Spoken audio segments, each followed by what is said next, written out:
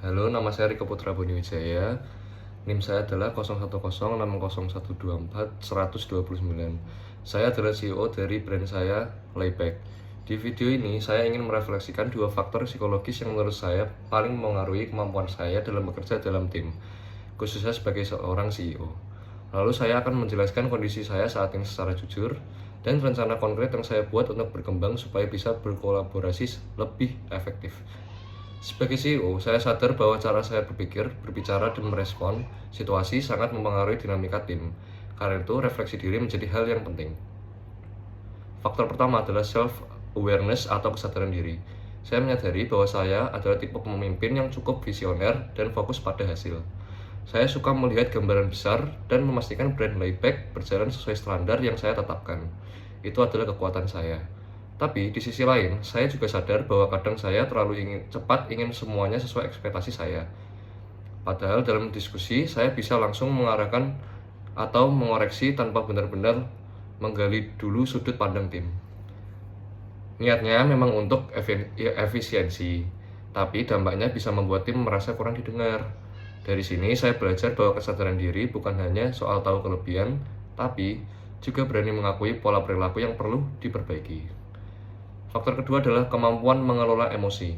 Dalam bisnis, terutama fashion, situasi bisa berubah cepat. Kadang penjualan tidak sesuai target, produksi terlambat, atau ada perbedaan pendapat soal strategi. Secara umum, saya bukan tipe yang mudah marah, tapi saya menyadari ketika saya berada di bawah tekanan, saya cenderung menjadi lebih diam dan memproses semuanya sendiri. Saya fokus mencari solusi, tapi kurang mengkomunikasikan apa yang sedang saya pikirkan. Akibatnya, tim bisa merasa bingung atau merasa tidak terlibatkan. Dari situ saya sadar bahwa mengelola emosi bukan hanya soal tidak meledak, tapi juga soal tetap terbuka dan komunikatif saat menghadapi tekanan. Untuk memperbaiki hal ini, saya membuat rencana yang konkret dan terukur. Secara spesifik, saya ingin meningkatkan kualitas komunikasi saya dalam tim, terutama saat diskusi dan situasi yang penuh tekanan. Secara terukur, dalam setiap meeting mingguan, saya akan yang pertama adalah memberikan minimal 2 apresiasi yang spesifik terhadap kontribusi tim. Yang kedua, mengajukan minimal 1 pertanyaan terbuka sebelum memberikan keputusan atau koreksi. Secara realistis, saya juga akan meluangkan 10 menit sebelum meeting untuk menenangkan pikiran dan menyusun cara penyampaian agar lebih konstruktif. Target waktu yang saya tetapkan adalah 30 hari. Setelah itu saya akan meminta feedback dari minimal 2 anggota tim mengenai perubahan gaya komunikasi dan kepemimpinan saya. Saya percaya ketika saya lebih sadar diri dan lebih stabil secara emosional, tim akan merasa lebih aman untuk menyampaikan ide.